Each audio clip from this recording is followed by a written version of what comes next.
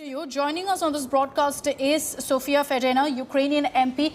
Sophia, thank you for joining us here in India today. I hope you're safe. I hope your family is safe. Our prayers are with you and all Ukrainians today. I want to understand from you, when was the moment that you realized that war has hit your country? The moment that Putin announced it, and I'm sure this was inevitable, but the moment that it really struck you? It started on the 20th of February 2014. And from that time, every day the war was going on. Today at 5:30 approximately in the morning Ukrainian time, they started the massive attack on the different places in Ukraine. And in Kyiv, the capital of Ukraine, that is very far from the front line, there we hear explosions. Few moments again, there was more explosions.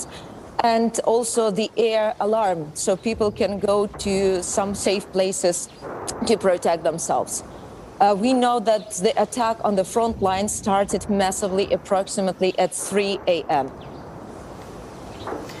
Sophia, can you tell us what is the situation right now in the capital of Kyiv? Because there are a lot of very worrying reports that are coming in of explosions even being heard in Kyiv right now. The explosions are being heard in Kyiv, but according to official data, these were explosions on a military storage around Kyiv and approximately 100 kilometers from Kyiv. We do not exactly what were the consequences of these explosions. Not yet the television was able to show it. But as we know, all over the territory of Ukraine, especially east, south, and north, they attack the military airports and they attack the military stockpiles. So they want to make unavailable, they want to disable the planes to bring more stockpiles, to bring food, to bring more weapon to different regions in Ukraine so people can protect themselves. As we know from the front line, they use the hard artillery. Also, we have a heavy shelling on the line, on the administrative border with Crimean Peninsula. And they try to get into Ukraine-controlled territory. What's the advisory that's gone out to Ukrainians, to citizens right now? Because I'm sure they're all very, very scared. I can only imagine the thoughts that are going through them and for their family's safety as well, Sophia. Has there been any sort of advisory from perhaps the government on exactly what they should be doing to keep themselves safe? The government says no panic for the last few weeks. But we have a lot of military and volunteers who instructed people for a long time how to act in case of the possible attack. We already got instructions, and all the people who wanted got the instructions what to take in a special in a special bag that you need to have ready. And now people are advised to go to the safe places to withstand the air attack that might be possible over Kyiv right now. But the parliament, I think in an hour or in 2 hours, is going to have an extraordinary session, and we are going to implement the military state in the country. That means that there will be different mechanisms of the interaction. Furthermore, in the military state, the parliament works without any break. Okay. Sophia, also, the Russian president in his statement, I'm sure you've gone through his statement in its entirety. He's put out an appeal asking Ukrainian troops to lay down their arms. Is that something that's being considered? Is that an option? What we have to consider that Moscow Federation should back off, because Ukrainians are not going to stop in protection of our country.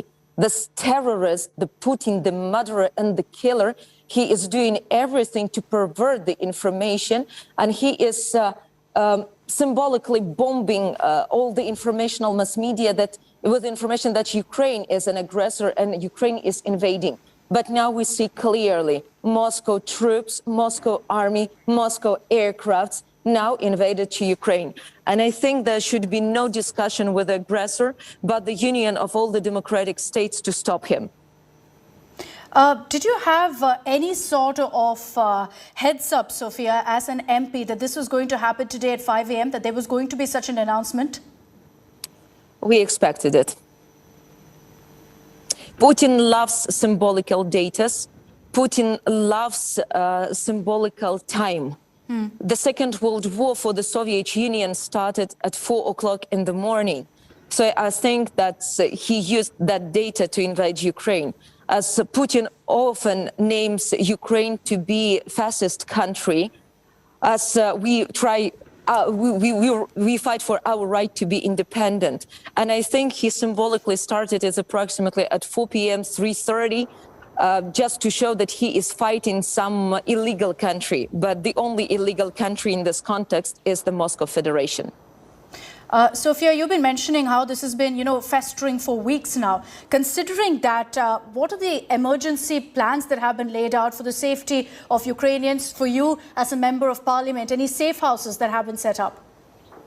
Yes, there are safe houses. Of course, I will not tell the locations. I understand. But I more care about people. And I hope that everyone will get the safe place to protect themselves. In Kyiv, I think we do not have the most critical situation, but in Kharkiv, in Mykolaiv, in Mariupol, that is almost on the front line. In Kryvyi Rih, the situation is much more complicated. And I think in a few minutes, we're going to decide how we can help all those people. What is the plan going forward, Sophia? Things have escalated to this sense now of a full-blown invasion by Russia. As you said, you saw it coming for the last many, many weeks.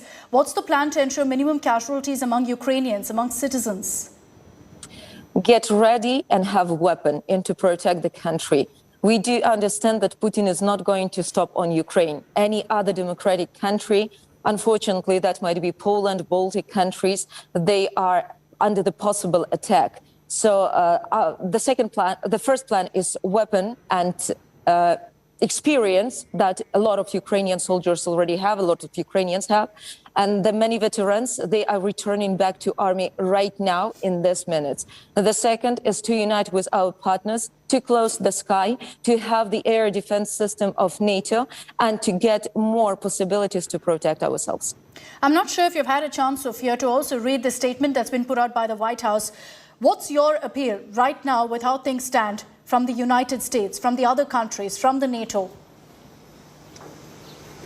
They should stop any cooperation with Moscow Federation, to cut off all the possible links and to block every single possible resource for Moscow Federation to survive. That's the only thing that might try to stop Putin. But I think that he got totally mad and we will have together to withstand this aggression. I think we have all to be ready for the possible invasion, wider invasion. There are a lot of questions also, Sophia, about the head of the state, about President Zelensky and his safety. Can you give us any update on that as well? Have there been arrangements made for his safety? I do not know exactly, but I think his arrangements will be the highest possible. Okay, all right. Sophia, thank you very much for joining us here on India Today. Again, our prayers for your safety, for your family and for every Ukrainian. We can only imagine how difficult a time this is, and we offer all possible support that we can to you and to every Ukrainian.